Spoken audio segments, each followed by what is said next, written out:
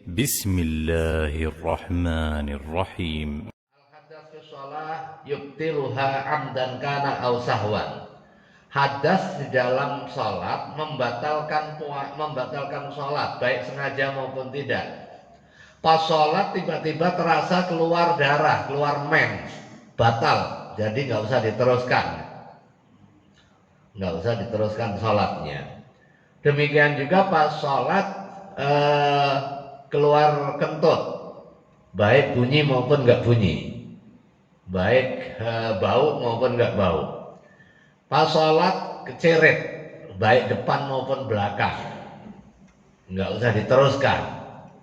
Kecuali orang yang beser, yang nggak bisa ngerekso, nggak bisa nahan, kontrol, kemudian waktunya sudah mepet, maka sholat pakai pempes itu bagian dari makfuat. Ada pengecualian.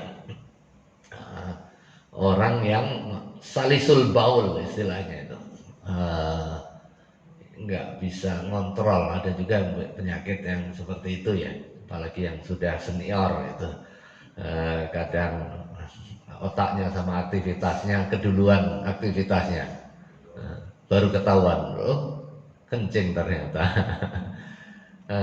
Kalau itu ada makfu ya. Wasawa'un sabaqahu amla liqaulihi idza fasa ahadukum fi sholatihi falyansharif falyatawadda wal yu'id sholatahu. Idza fasa, apabila seseorang kentut ya, ahadukum fi sholatihi, di dalam sholatnya, falyansharif, maka kemudian dia bubarkan sholatnya. Jadi bergeser, falyatawadda, kemudian wudu, wal yu'id sholatahu, dan ngulangi sholatnya. Nah, tanya sayang, ini udah rakaat ketiga mau sholat isya, mau dilanjut aja deh. Enggak boleh. Beda dengan tawaf, beda dengan sa'i. Kalau tawaf begitu batal, ya sudah, kita minggir, wudu, dan kita lanjutkan sisa putaran yang belum dilakukan. Tapi kalau sholat enggak, fal yu'id sholatahu, dia mengulangi sholatnya. Rawahu Abu Dawud. Nah, salah satu hal yang membatalkan wudhu adalah hadas, baik hadas kecil maupun hadas besar.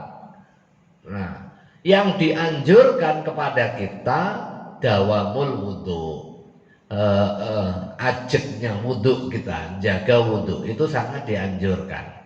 Kepentingannya apa? Kepentingan yang pertama itu bisa menjaga kita, karena di dalam aktivitas wudhu ada malaikat yang menyertai. Kemudian yang kedua, ini juga bisa menjadi kendali ruhiyah dan juga emosional untuk tidak gampang marah. Nah itu, karena di dalam hadisnya dijelaskan, marah itu dari setan, setan dari api. Kalau pas orang marah, segera wudhu, karena wudhu air dan air dari malaikat, dia memiliki kemampuan membunuh, mematikan api, mematikan setan, sebagaimana amal mematikan atau api melahap kayu bakar itu. Nah, ini resep yang diberikan oleh baginda Rasulullah Shallallahu Alaihi Wasallam dengan perspektif keagamaan dan ketemu nalar logiknya. Karena orang yang terbawa emosi itu karena dorongan nafsu, kemudian ada syaitan di dalamnya yang yajri majrad dam, yang berjalan di jalannya darah kita, nah, di dalam diri kita.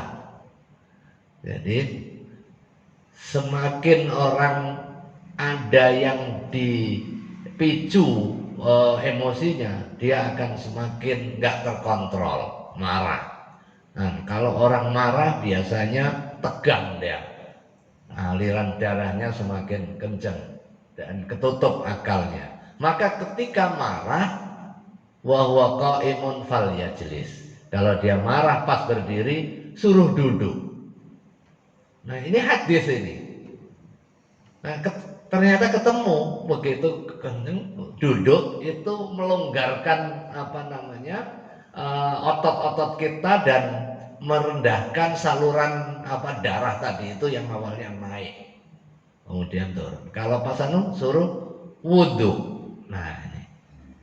Dan kita bisa rasakan kalau pas lagi marah coba tarik nafas dulu kemudian duduk. Biasanya redalah.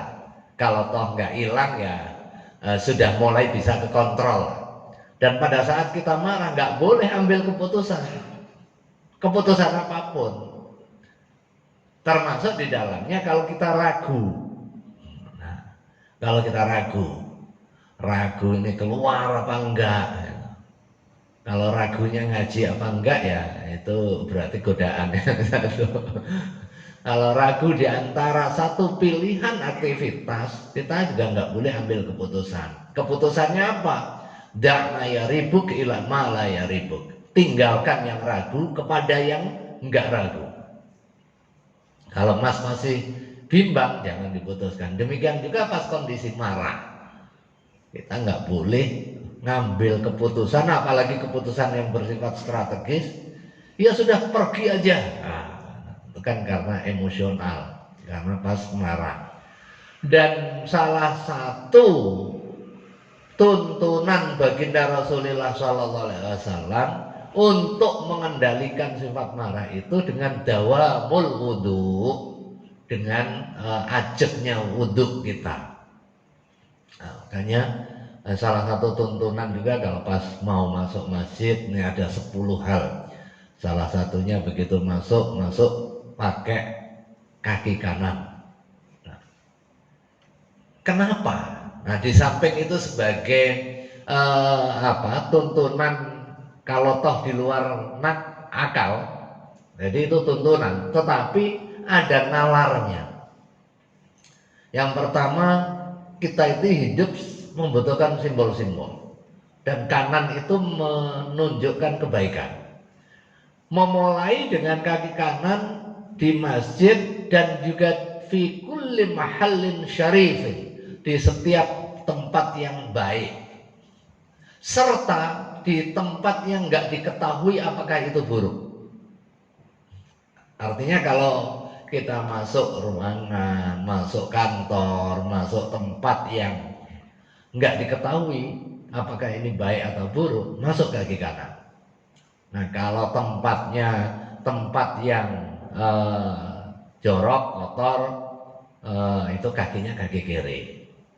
Nah, ini bab soal simbol. Kemudian yang ketiga, dengan kita mau masuk kemudian konsentrasi memilih kaki kanan, berarti kita menghadirkan fisik dan pikiran kita. Fisik dan pikiran kita. Ada kalanya kita hadir secara fisik, pikirannya enggak. Jadi ya sudah, enggak memperhatikan mau kaki kanan mau kaki kiri. Karena apa? Karena hadirnya fisik saja, tapi pikirannya enggak. Dan ini juga berlaku ketika hadir masuk ke rumah. Rumah itu kan disifati sebagai baiti jannati, rumahku surgaku. Ini kan berarti kan tempat baik. Sekalipun bukan masjid di dalam pengertian yang kita pahami, tapi dia sebagai tempat kebaikan. Ya masuk kaki kanan. Dengan konsentrasi masuk kaki kanan berarti kita menghadirkan fisik dan pikiran kita masuk kaki kanan. Berarti kan sadar kita masuk rumah. Kadang nggak sadar juga lagi main HP. Begitu dari kantor main HP kemudian nabrak, ternyata yang ditabrak istrinya, ketahuan. Nah, berarti dia hadirnya fisik enggak dengan pikiran kita. Masuk kaki kanan kemudian doa dan wa'ala yakhruja, dan nggak keluar dari masjid kecuali dengan sholat 2 rakaat. Nah ini artinya apa? Masuk masjid menghormati masjid, Jadi itulah tahiyatul masjid itu. Tahiyat masjid itu adalah sholat sebagai wujud penghormatan kepada masjid. Loh, masjid kok dihormati? Iya, masjid kan benda mati. Iya, tetapi tempat suci yang kemudian sebagai bentuk penghormatannya adalah dengan sholat. Begitu masuk masjid juga disunahkan untuk salam. Masuk kemudian assalamualaikum. Kalau nggak ada orang misalnya, disunahkan assalamualaikum wa ala ibadillah sholihin. Salawat dan salam kepada kami, kepada kita semua. Wa ala ibadillah sholihin. Wa ala ibadillah sholihin itu siapa? Para malaikatul muqarrabin. Karena sekalipun masjidnya kosong misalnya, bukan berarti nggak ada makhluk. Malaikat senangnya ya di masjid. Kalau ada masjid ya ada malaikat. Apalagi di dalam majelis zikir, pas sholat, pas majelis ilmu. Ini sekalipun kelihatannya yang hadir 25, tapi ini bala tentaranya banyak. Kanan kiri Bapak Ibu ini. Malaikat menjadi saksi dan ikut ngaji. Gitu. Makanya jangan diledek atau dicibir ada orang kiai ngaji sendirian di masjid, ngaji seperti ini dalam rangka mudawamah, merutinkan ngaji. Tiba-tiba jamaahnya nggak ada, kiainya bukan istirahat tapi tetap ngaji. Pertama untuk menjaga mudawamah, yang kedua juga ada yang mau ngaji. Kira-kira begitu. Al-malaikatul muqarrabun. Dan ini diajarkan yang tadi salam tadi dari baginda Rasulullah SAW. Assalamualaikum wa ala ibadillah sholihin. Ketika engkau nggak ada. Nah, ini kan kadang kita nggak yakin. Kita yakinnya itu kan kalau kelihatan. Aliran materialistik ya, aliran yang nampak. Sementara dimensi kehidupan kita ada dimensi jasmani, ada dimensi rohani. Sama dengan pengobatan. Kalau dulu sebelum dokter itu ya lahir di dukun kan biasa, pengobatan dukun kan biasa juga gitu kan. Tapi begitu proses modernisasi, pendekatannya adalah pendekatan saintifik, pendekatan nalar rasional, maka akhirnya semua diukur pakai nalar.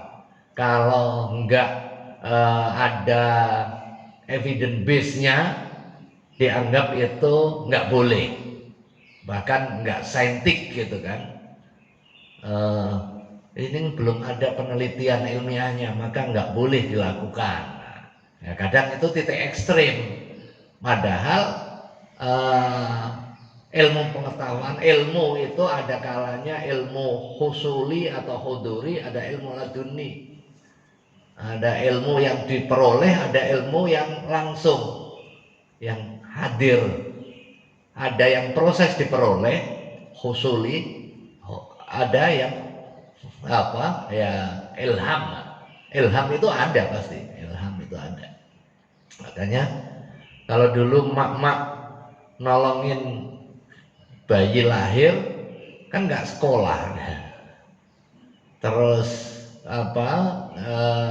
nelayan bisa berlayar berbulan-bulan di tengah lautan kan nggak belajar astronomi, nggak belajar pergerakan ilmu perbintangan, tapi dia punya ilmunya. Dari mana? Ya itu tadi, dari intuisi, kemudian dari ngasah kebiasaan, ngasah dari tanda-tanda yang dia biasa setiap hari gitu.